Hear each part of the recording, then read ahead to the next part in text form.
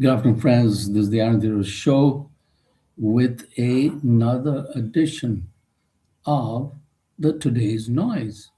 And what do we have in this noise, in this busy world full of noise? Well, in this busy world full of noise, we've got bombs and missiles still going on. And it's the first day of April. So it means the 32nd day of the useless Iran war. And I think America is trying to look out of ways to extricate itself from the war it started, but Israel is in no hurry. Israel wants to keep bombing away till, of course, it gets bombed out. And that is a very real possibility because the Iranians are hitting more and more of a lot of Israeli territory. They have been very clever. The bombs and drones that they have made at minimum cost. And I think this has been a long term planning on the behalf of the Iranian government. And so they're well prepared. And they say, you attack us, then we will attack the Gulf Coast countries. And surprisingly, they have no love lost with the Gulf Coast countries. And the Gulf countries have no love lost with Iranians. The Iranians see the Gulf Coast countries, that is Bahrain, Kuwait, Saudi Arabia, etc., as family dictatorships. And they're all monarchies, very down. It's quite true there. While Iran, of course, just now in its present form is a conservative government, very religiously conservative. So this whole mess, if it had never been started in the first place, you would not have the results that you're having now. Every other day, another bombing. So yesterday there was a bombing on Isfahan, the nuclear center of Iran, one of the nuclear centers, where the Americans hope to have damaged the uranium supplies or whatever. And there was talk of going in and taking the uranium supplies out. And I don't know how they would have managed to do that. There would be a pile of dead bodies as far as I can see. So, and of course, Mr. Trump has told the NATO countries and other countries of the world to go get their oil from the Hormuz Strait. He's washing his hands of Hormuz and Iran because they have plenty of oil in USA, and he's achieved his bombing in his mind, killing innocent people there in Iran, especially the 168 innocent children that were killed. That alone uh, plants him in the same line as Mr. Netanyahu as a war criminal. That is how he will go down as a war criminal. So the war games are going on, and another country, Spain, has already refused American support for planes to fly from their bases. Italy is another country which doesn't want to be involved supplying landing rights for U.S. Military planes to refuel, etc. They want to stay out of the way of the Iranian war, and they certainly don't want Iranian bombs landing on top of them or missiles for that matter. And so it is if you look at it from one aspect, it's a sad situation that human beings cannot go through dialogue and diplomacy and then try and have an understanding. Or the only other thing is to just throw bombs at each other and see who wins first. So Iranians are already very aware of the game of attrition because they fought against Iraq for about 8 years when they were in a very much worse state, and they lost probably about 1 million people or so, but they were determined not to bow down or cow down to Iraq.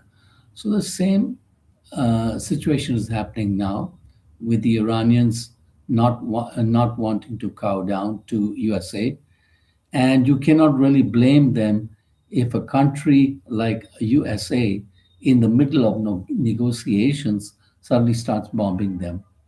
Uh, that is somehow no way to do business. That's what I would say. Do the business, do the dialogue with them, and then come to the conclusion if they're totally uh, unavailable to reach the point of negotiation that you want. But it is actually the reverse is true. All the leaders and everybody has said that the Iran was ready to come to the negotiating table and had already hammered out a deal for not having nuclear weapons and everything else. And another Iranian commentator said that they went and killed the man who could have done the deal, that was Mr. Khamenei himself, Ayatollah Khamenei. And that is because the Israelis are trigger happy, and they think that they can get their way by throwing bombs and missiles all over the place, when they because they're doing it against countries that are essentially defenseless, like the Palestinians in Gaza. They had no army, military, or navy or anything to fight against the Israelis, who were armed to the teeth and much more overarmed than they were. And they're trying to do the same thing in Lebanon. They're stealing all the land up to the Litani River, and soon it will be called Greater Israel, and they will have settlements and stuff like that, and then they'll say it's part of Israel. That's the modus operandi of Israel just now, and to steal the land and keep it, and then say it's a part of Israel. Then that's the game plan. So, a sordid state of affairs. If we had had dialogue and diplomacy, we wouldn't be at this stage of the game.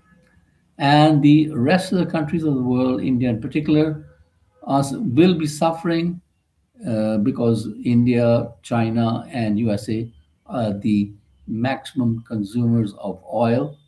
USA, of course, has large deposits of oil and they can wing it through. China doesn't. China depends 80 to 90% on its oils from the Persian Gulf region. But China is very pally with Russia, so it would be very easy for Russia to export oil to China. They have train lines and stuff right through the continents, and probably that's what will happen. But I think the Chinese will um, have the oil shipped through the Persian Gulf region because the Iranians will let them through because they are going to be a major defense supplier, defense uh, partner for Iran. So, two of the main partners are Russia and China.